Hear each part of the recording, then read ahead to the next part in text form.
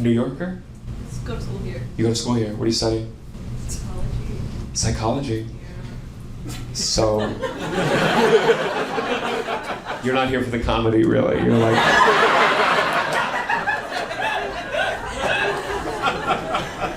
Are there any cool tests, any studies coming up? You helping with anything? I work at the couples lab. My thesis is on situationships. God. Can you imagine trying to defend to Doge the need to study situationships? Define situationship to me. A gray area between friendship and a committed relationship. Okay. And so what's your study? Like, is it specific? Like, is it with this guy here? And you're like.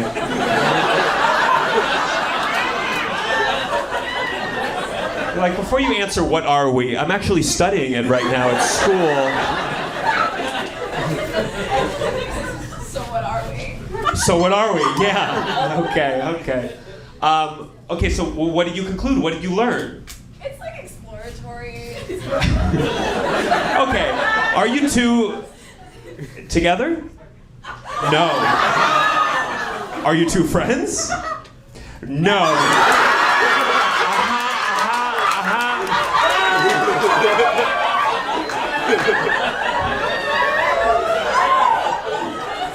You're in class defending your thesis.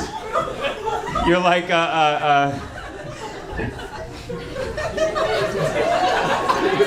You're like, test subject A, this piece of shit over here. So, would you describe yourself as a situationship? No? No, please. You broke up 2 days ago. You broke up 2 days ago. Now look.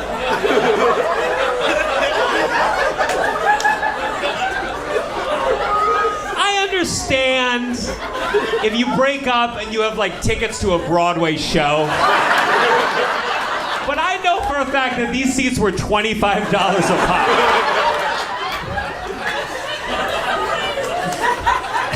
If you don't know the state of your relationship, don't sit in the front row of a comedy show. So, how long were you together? So it was an excruciatingly long situationship.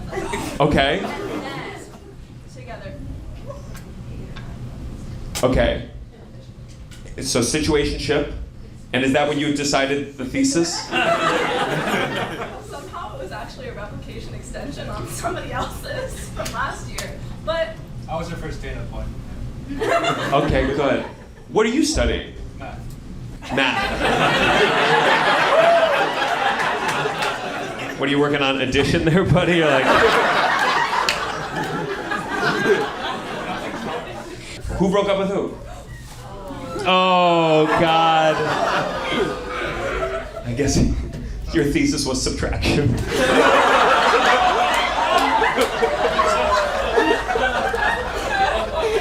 But so why?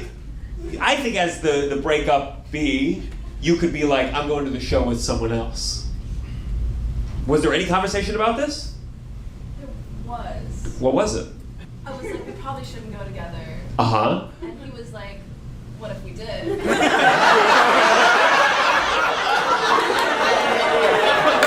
Smooth guy over here.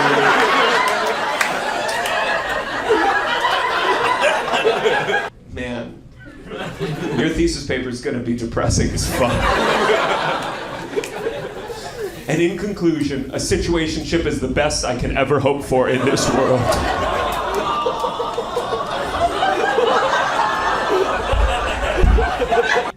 I recently went through a breakup 9 years ago. And it was hard because we broke up. We were still, we had so many mutual friends that every time I would log into Facebook, because that's how long ago, every time I go on Facebook, it would be like, hey, do you know Laura? And I was like, I thought I did.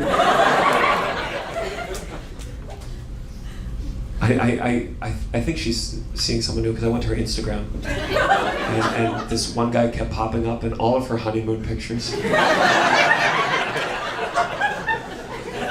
I I mean, modern technology made breaking up so much more painful, especially texting.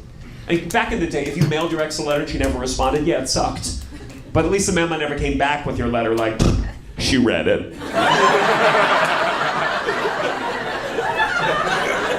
Job's cooler. What? What's your job? It's the Environmental Investigation Agency, and we do undercover investigations with like spy cameras and shit. Tell me like a thing you went undercover for. Oh, I don't go undercover. Okay. You just do the paperwork, like, time for you to go undercover. Have you got, it's 8 a.m. Did you start your undercover work? Tell me how it is so I can feel like I'm part of it. Like what's like a case that you were involved with? Pretending to own a timber company and wanting to purchase illegal timber that was illegally logged and having like spy cameras and stuff, catching it on camera. Ooh. If you pretend it's drugs instead of timber, it's kind of cool, you know? What is like illegal timber? It's filled with cocaine, maybe? Or? They will say that they're cutting down trees in a legal area, but they're actually cutting them down in like a protected rainforest. Oh my God. And mislabeling it. They're misdeclaring it. And so you caught him on did you catch him on film? Many times. And did you get to see what, like, the police, is there a police raid? Do they Well, do they go, put the timber down right now? They're catching them at the border. They're like, open up this watermelon. It's filled with timber. Oh my God. That's why it was so heavy. Oh my, for two guys to pick up this watermelon. It's like the most boring season of The Wire of all time. So you got him. And like, was it exciting? Did they try to run? Did they? I mean, I wasn't there. So Hey guys, how was the raid? Sounds really exciting. I'm very happy to be here in Amsterdam. I have a cool Airbnb. It's in an attic hidden behind a bookcase.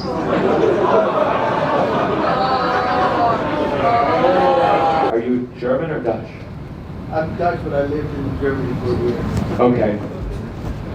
What were you doing there?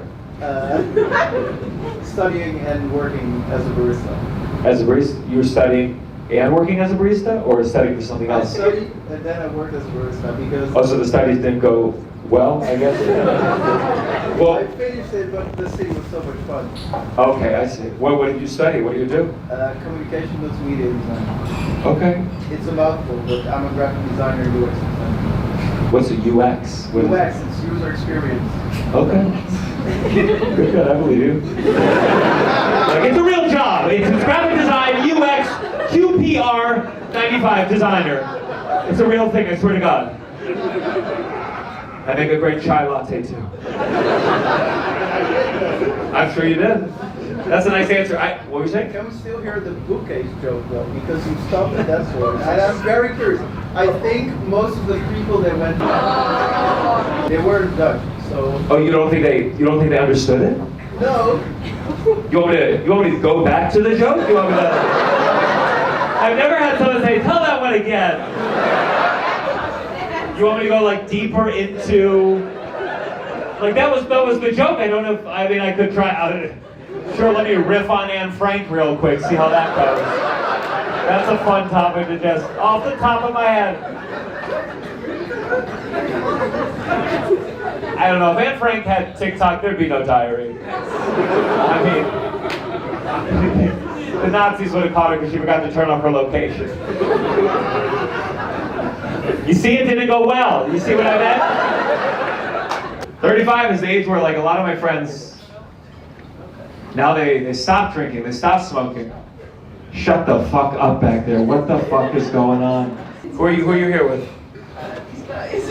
Yeah, I can see that. How do you know them? These are my high school friends. This is my boyfriend. This is my... That's enough. Are you in school now? I'm doing my master's. What are you studying? Your master's? Population health management. Population health management. Okay.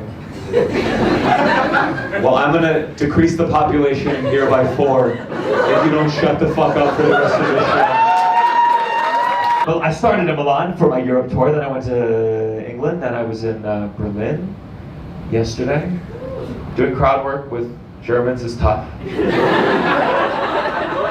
be like, oh, what do you do for work? And they're like, why? You, what's your name? Me? Yeah.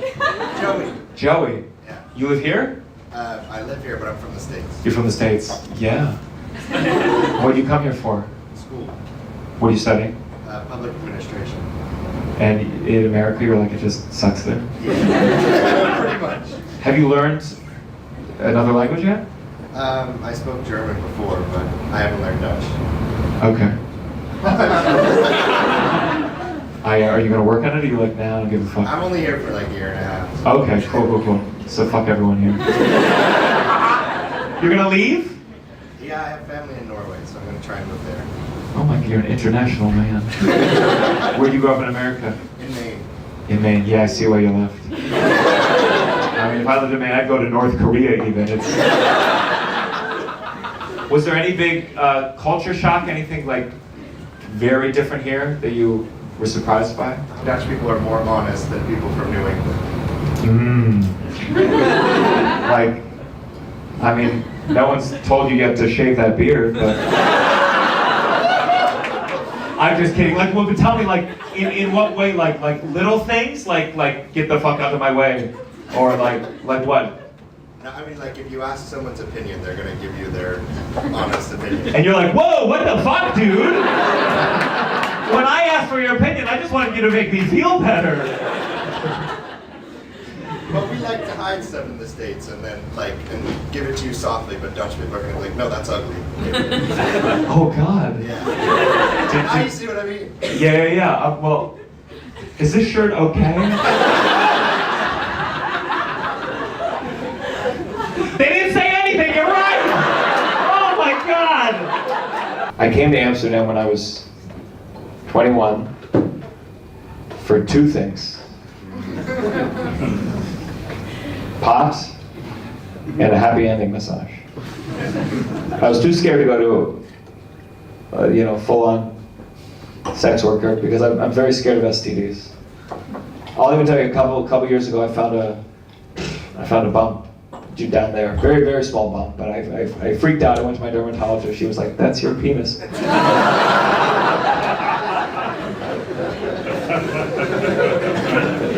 And I found some kind of massage parlor of sorts, and I knew it was like a happy ending massage parlor because instead of a massage table, it was just a mattress on the floor and a mirror on the ceiling. And I paid 75 euros, and basically she told me to strip down. I did. She gave me a pretty good massage. I got to be honest. I mean, a happy ending massage, I mean, 99% of it is the same as a regular massage. But then at the very end, she put her hands underneath me, flipped me onto my back, and said 100 euros. And I was like, total? And she said, no, on top of the 75. So I tried to flip back around. But I was already erect, so it was like a door stopper kind of. And I said, fine, give me a 175 euro hand job. And they don't start right away. First she had to put on a glove, but it was like a special kind of glove that went like all the way to her elbow. Just to show how little she wanted to be doing this. It'd be like if before sex, instead of putting on a condom, someone put on like condom pants. And then she got the lube, and it wasn't like a cute lube, it was like industrial size. She had to like fucking shake it. And then she just like, and I immediately went soft. I don't know if any of you were hard earlier, but soft now. And so she said boobs, and I said okay. And at this point, I should make clear that she, being generous, she was at least in her early thousands. And so she just took off her shirt and started going like this over me. I guess kind of like. And she was like, you can touch. I was like, I'm more of a watcher. And then by the end, I realized why the mattress on the floor, because I almost came on the ceiling. I mean, you didn't need gloves, you need a fucking umbrella. And then she looked at me, she was like, oh, do you want a towel? I was like, oh, yes, please. And she said, that'll be 1,000 euros. And then I went to the Anne Frank Museum. See, we came back to it.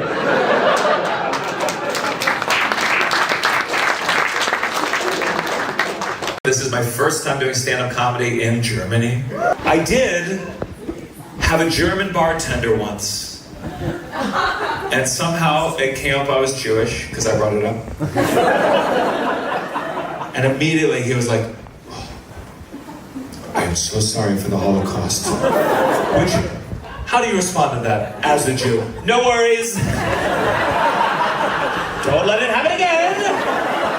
I didn't know, so I just said, could I get a free beer? And he was like, I would, but my boss would get mad. I was like, I get it, you're just following orders.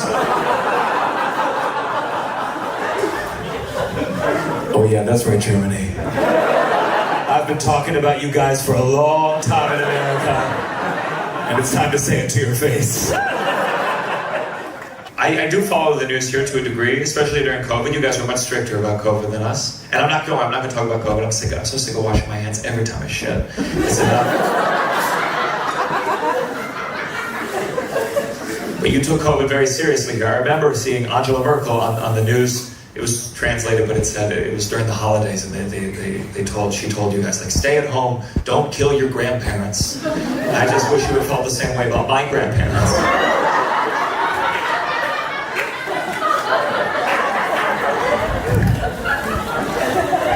Space out the Nazi jokes as best I can. But I got a lot of them, I gotta tell you.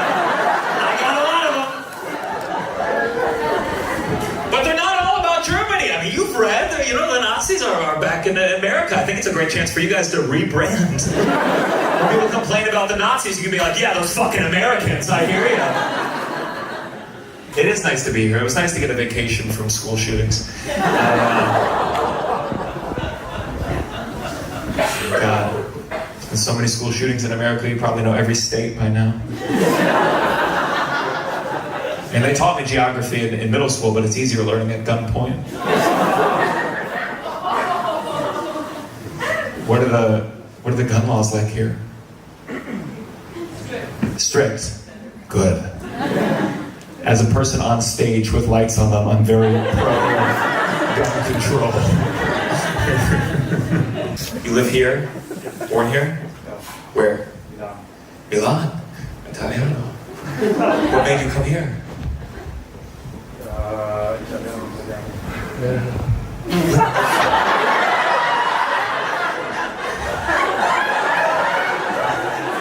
I felt like he was trying to speak to me through like our mother tongue or something. I said, why did you move here? He said, Italiano. And I'd be like, oh, see you then.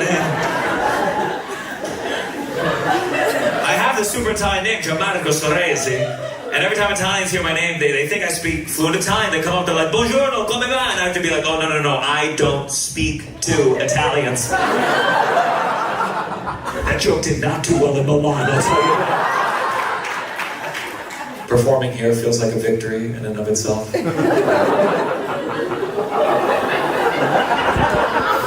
I bet Hitler would kill himself again if he knew you imported a Jew for a speech. I like German audiences because for some of you it sounds like this is the first time you've ever laughed in your entire life. I hear you discovering laughter as it's happening. You're like, oh, oh, oh, oh, oh, oh, oh, oh, like the book. Exactly.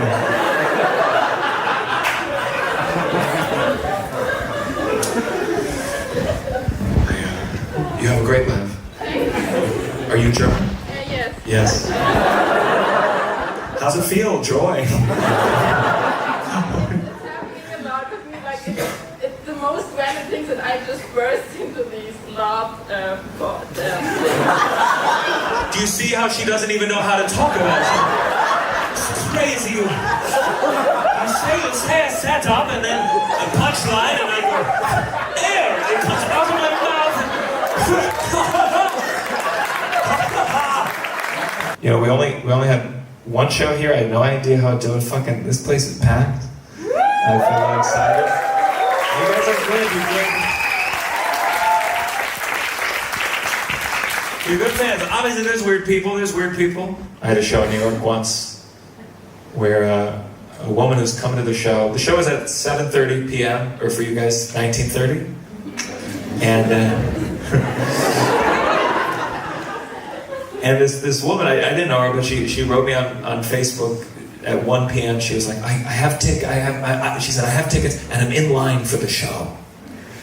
And not to poo-poo myself, you don't need to show up at 1 p.m. for any of my comedy shows. And it made me feel embarrassed. That's like if you're about to have sex with someone and they started like doing yoga just to get ready for it, and you're like, oh, okay, it's gonna be a lot of corpse pose. You really don't have to be doing all this. And I was getting bad vibes, and sure enough, this whole show, this woman, she was in the front row. She like kept falling out of her chair and slapping the stage, and she knew some of the jokes from social media, and she started shouting out the punchlines. And so I very, as politely as I could, I kind of like said, oh, she needs some water, and they escorted her out, and it seemed like it was okay. But then I went back on Facebook after the show, and she had written me. She said, fuck you. You broke my heart. She said, I hope Hitler comes back so he can put you in a concentration camp so you can write some new material. And I was like, you have a deep misunderstanding of what concentration camps were. This wasn't like an artist retreat situation. That wasn't Hitler's big gripe with the Jews, like, it's the same jokes over and over and over again.